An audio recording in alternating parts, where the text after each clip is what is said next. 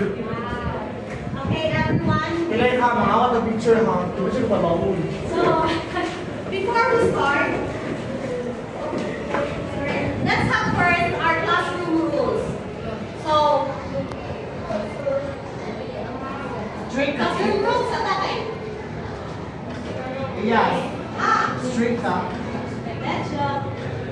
Okay. So, our classroom rules, guys, let's follow these LPTs on our way. Then, what are our classroom rules? First, let's respect each other, okay? Tagpuan ng tanong.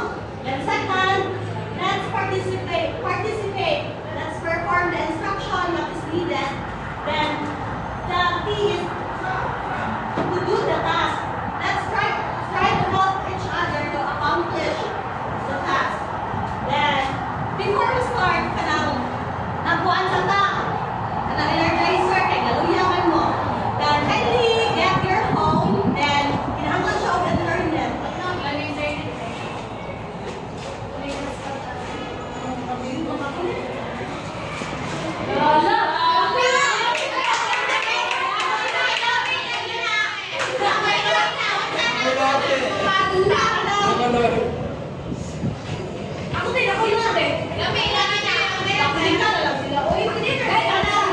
Search ninyo ang takot sa buwan Google. Takot?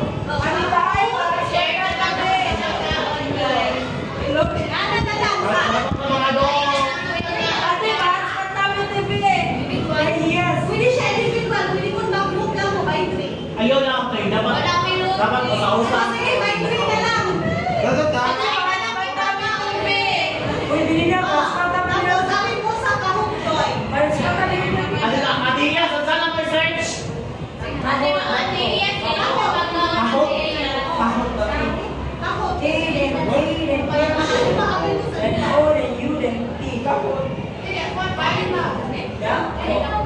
Pag-book mo? Ayaw, di ko sa ako na sa preview.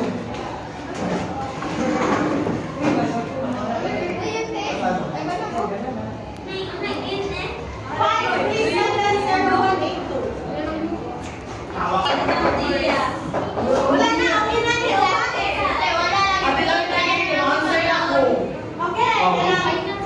Ano na lang? Kinsay wala tason? Wala, kamo drop na lang mo. Ikaw, akin lang sa quarrel. Sikin, dapit. Kamo sa drop mo. Drop na sila sa intent. Intent na usa.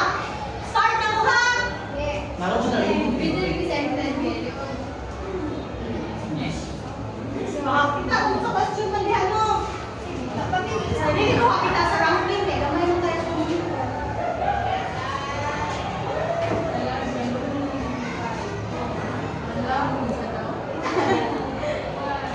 Sige na.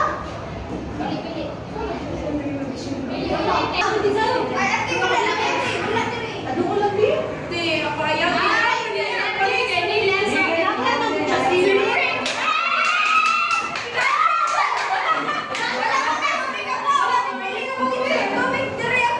Wala mang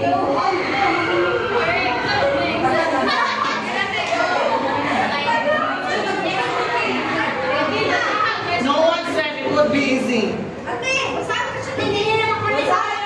This is the learning outcomes that occurs or aligned. Teaching and learning activities and assessment tasks. Constructive alignment. About the English shape niya, man pero eh.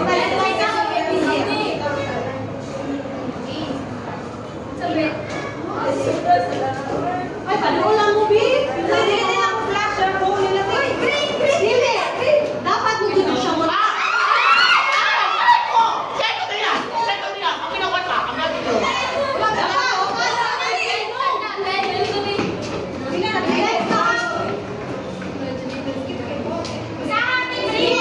For his learning by doing theory. Over learning, Paul,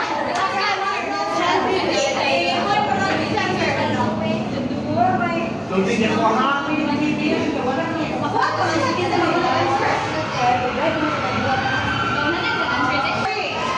Abraham Maslow, John Vick, Sigmund Freud, G.B.F. Skinner.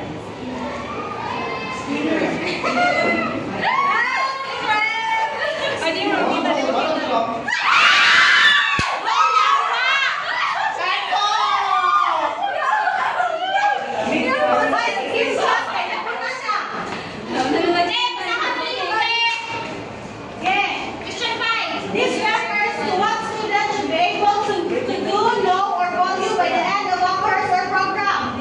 Design course, learning outcomes, student learning assessment. Red, design course. Yes! Yellow, learning outcomes. Hindi mo answer. Sabi na?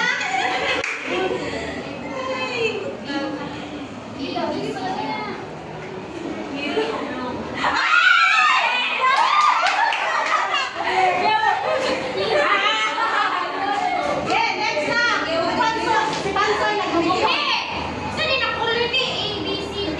Anak, red, yellow, refers to the task teacher designed to help students acquire knowledge, skills, and competencies. Red, learning outcomes. Yellow, learning activities. Learning assessment, experiential learning. Ang green, experiential learning. Ang learning activities. Hindi na ko. Naguna na si Pansoy. Pinapasipan mo ba sa din? Refer to the tools teachers use to see whether or not students reach their goals. Learning outcomes. Ano na lang eh? Assessment alignment.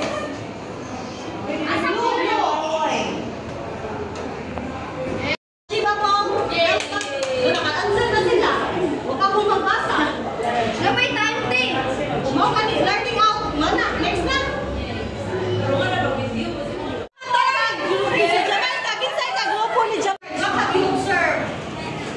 The terminologies.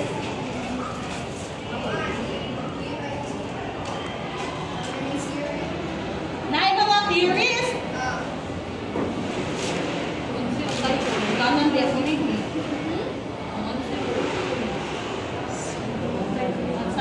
Which is constructivism.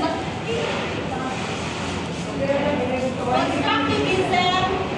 Nasa kami nila yung terminology, the SMART, in the lesson plan, learning outcomes, Measurable. Ano ba? outcomes, yeah, system. Yeah, sabi ko eh. Activities, Abstract. yeah, proponents, no? John Biggs, John Dewey, Inner. what's the answer? Skinner, constructivism, SMART, yan na, constructive alignment.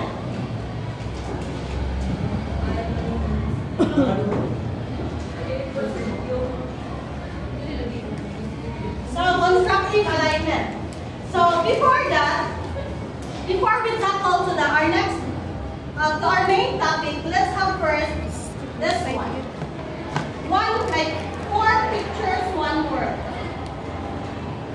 This will be Team B and Team A. Ganun ka, Team B. Nag-aabangan ng mami.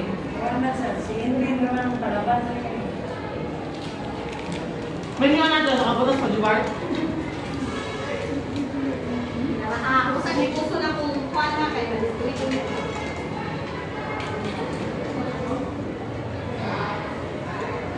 Teka.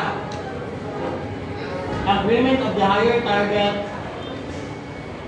and team alignment. So, before we start that, so before we start,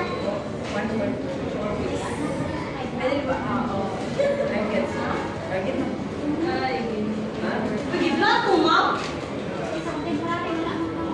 Na ako'y, wako'y, application. Ako'y gusto pinabuhi.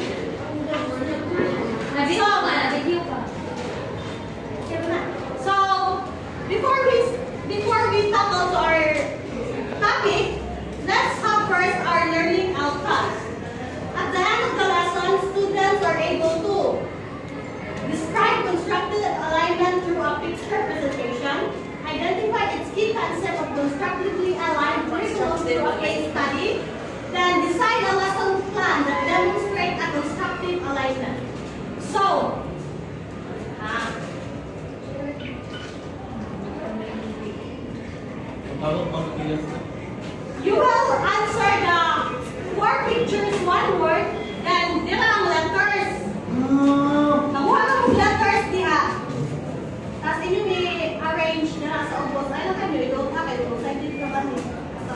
So, ano ba yung nabi?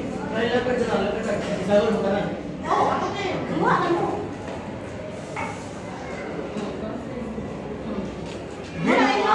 Muna inyong clue. Asa mo answer na kita. Asa dati? Ayaw, kinakita ko na. Ano pa, kinanang ikaw, makaputol, siganin mo eh. Asam yung uy. Sino mo?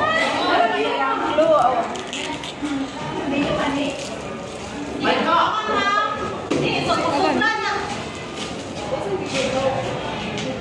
Mga pwede, pakinggan mo eh.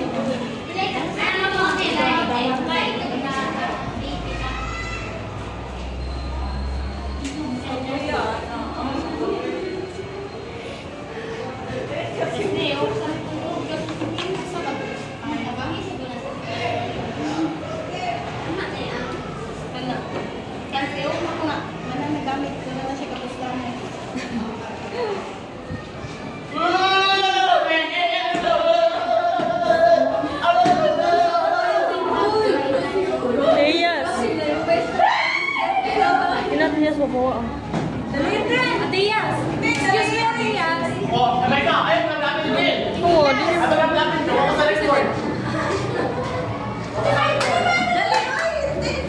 Sino magdabi? Oh, dala si Maika.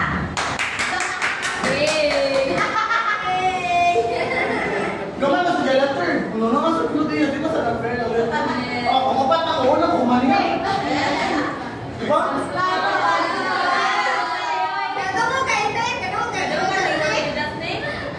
Sorry, tuloy na book.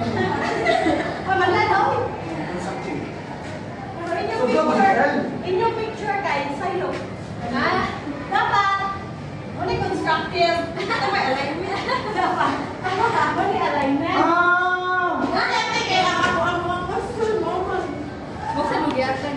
Bakit inamoy na ni para kabaw asa mo doon? So, from this picture, this is constructive and multi-farm alignment. So, from this picture,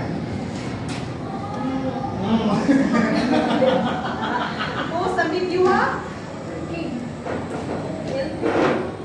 Alam ko sa FD ko ng video. Oh, ako sa we already have the kahon on right wheels.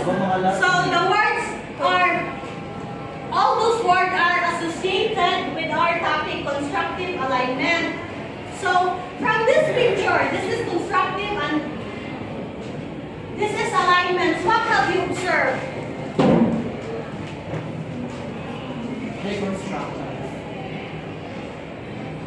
What have you observed?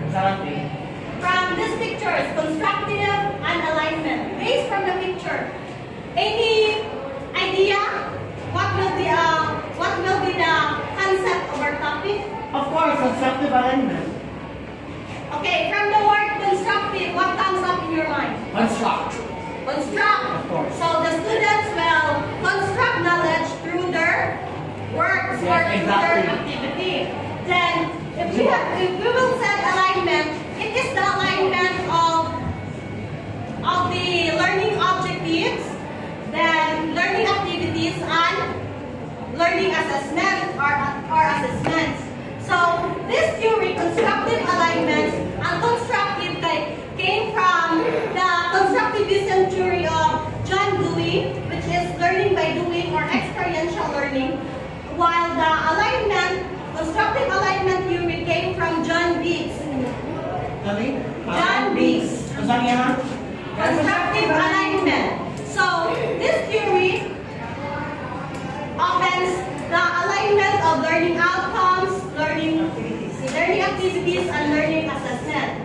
So, let's have Jane Jane Dewey.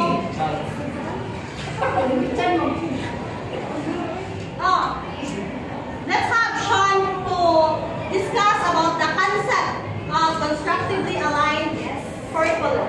Sean Biggs.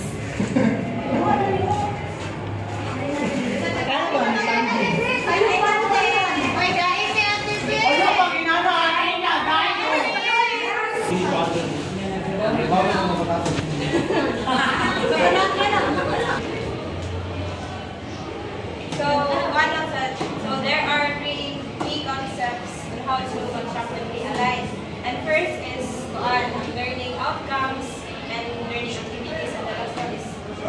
assessment or the learning assessment.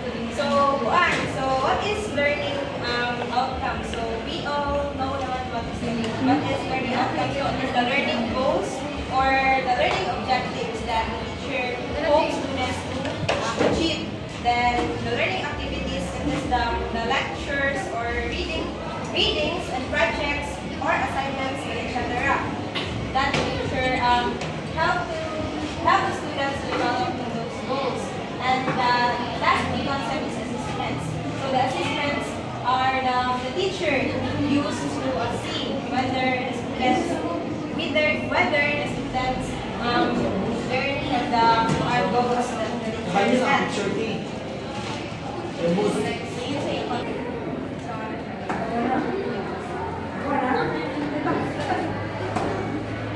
Let's go. Yes. So the learning outcomes. So the teacher must clearly articulate learning outcomes. So the next is the learning activities. So the teacher must align the course learning activities to develop the learning outcomes. Then the last one is learning assessment. So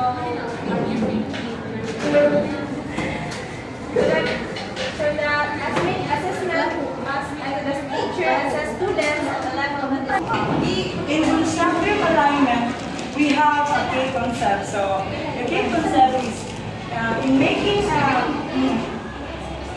constructive alignments have three kinahanglan RGJ alignment ang tulong the learning outcomes, the learning activities, and the assessment. So the learning outcomes.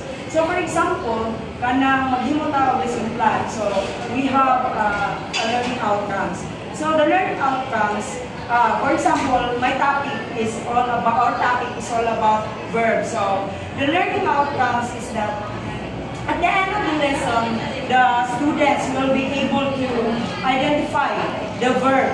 So for example, that is the learning outcome. So for the learning activities, so my activities for my learning outcomes is that I will show a video clip.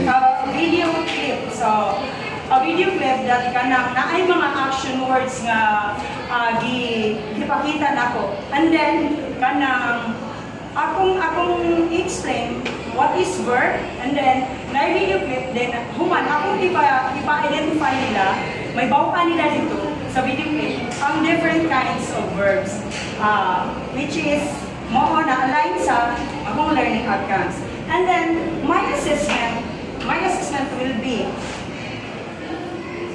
I will kanang magbuhat ko I will kanang make and kanang sentences, and then they will underline the verb from the kanang video clip na akong ipakita nila. So ang constructive alignment, so from the word alignment, so there will be an alignment from the learning outcomes to the learning activities and to the assessment. So nakuha. So there must be alignment from the word constructive alignment. So that's all for me, my one.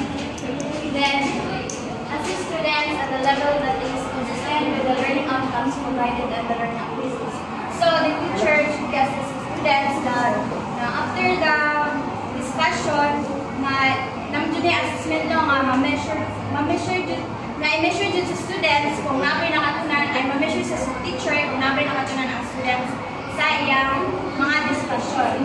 So muna sa after discussion muna matag ang teacher ang assessment. So that's it. Yes. So, mga manisyadong learning objectives, no?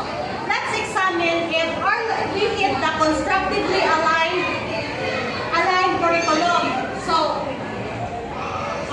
we hit the constructive alignment.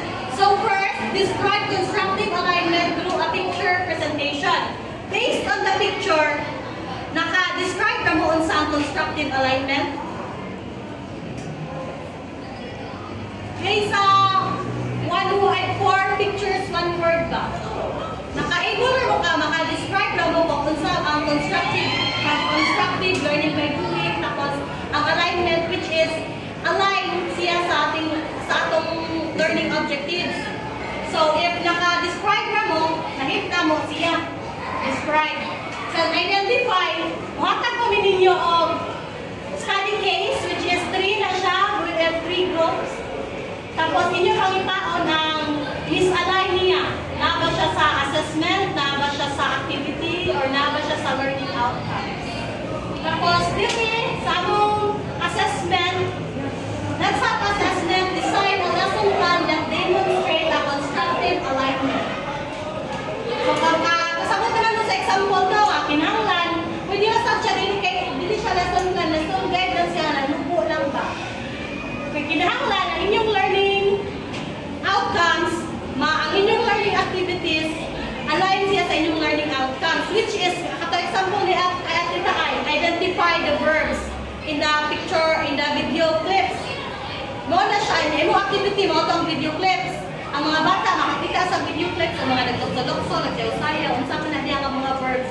Then, ibang bata, able sila maka-identify, then sa abstraction, imo na siyang ma-discuss, ma-explain mo, maka-identify na ang mga bata. Sa imong learning assessment, pwede na po ka maghimo og na kay mga sentences daan, nga imong ma-identify yun, asa ang verb sa sentence nga imong nahimo. Whereas, nag-asa na mong scenario, ang imong learning outcome kay identify the verbs, tapos motto video clips dayon. Then, ang imong assessment, construct a sentences with the verbs. Align pa na siya or dili na? Dili. Dili na siya align. Kaya ang imong verbs na gigamit, identifier naman. So, kanang pagpa-construct of verb, kaya nanamo na siya sa higher. Nana siya sa nana siya sa at the grade 18 na siya. Tapos, ang imong verb na gigamit sa kuan kay, nanaman siya sa understanding photo. Kaya kanang identify understanding. So, nasabtan daw sa constructive alignment. Okay, and that's all for today. Then, mangayo lang ni sa inyong output about sa lesson plan niya. Katong case study guys. Sunod na